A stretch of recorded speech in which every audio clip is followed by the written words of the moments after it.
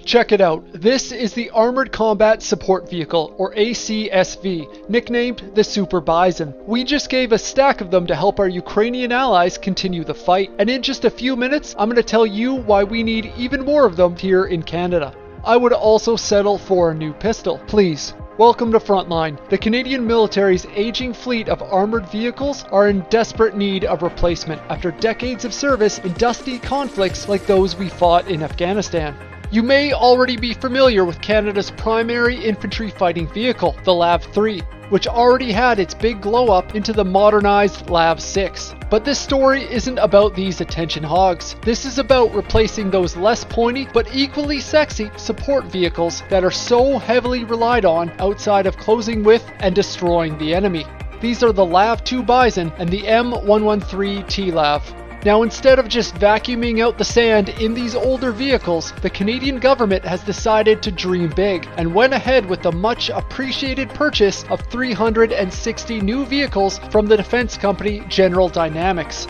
These are the ACSVs. The price for these replacements sits around $3 billion. And let me save you a paragraph here and just say that this number is a bit more than what was originally specified. On the bright side, this cost will include new infrastructure to house and maintain them for the foreseeable future. Another plus is that this contract will create another 400 Canadian jobs in sustainable employment, on top of the several thousand that will already be involved in the production. And a part of me wants some Ukrainian refugees to be part of the process, because it would just feel right. The ACSV will be built to overcome the problems we noticed after years working in Afghanistan. Mostly, these issues revolve around breaking down or blowing up, or breaking down and then blowing up. A new suspension system will support a double V-shaped hull to protect from such IEDs and mines, which together cause the majority of Canadian casualties.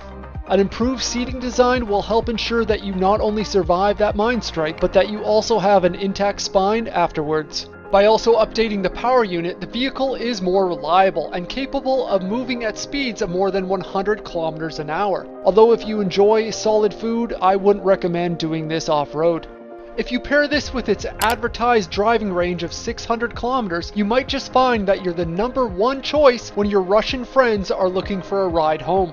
It's actually the Ukrainian media to whom we owe the nickname Super Bison, given to the vehicle after a donation of 39 units which just began rolling out on the front lines of eastern Ukraine. To make this contract whole again, these vehicles will have to be reordered for their intended Canadian troops at an additional cost of $165 million. Now, the units we gave Ukraine were the troop cargo variants, but in total there are 8 different configurations Canada will receive.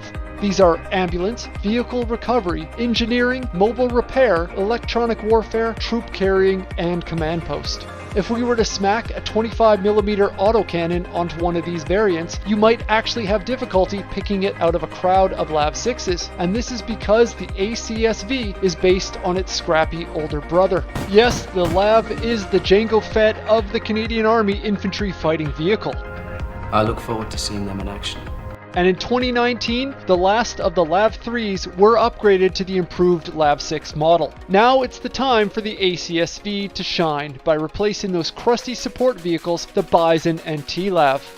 Soon, I would expect to see Canada's new ride birthing its own troops in such popular destinations as the Wainwright and Shiloh training area. That is, as soon as we stop giving them away. Which begs the question, will I have to go to Europe to get a ride in one of these? Final deliveries of these vehicles were originally negotiated for 2025, but in this particular case, I am just fine extending that deadline when it means that we are pitching in for a worthy cause. After all, the first deliveries are now in the hands of Ukrainian soldiers, troops who are now using them to, arguably, fight today's #1 threat to the Western world on their behalf. All we have to do is to continue to turn out our pockets when they come knocking.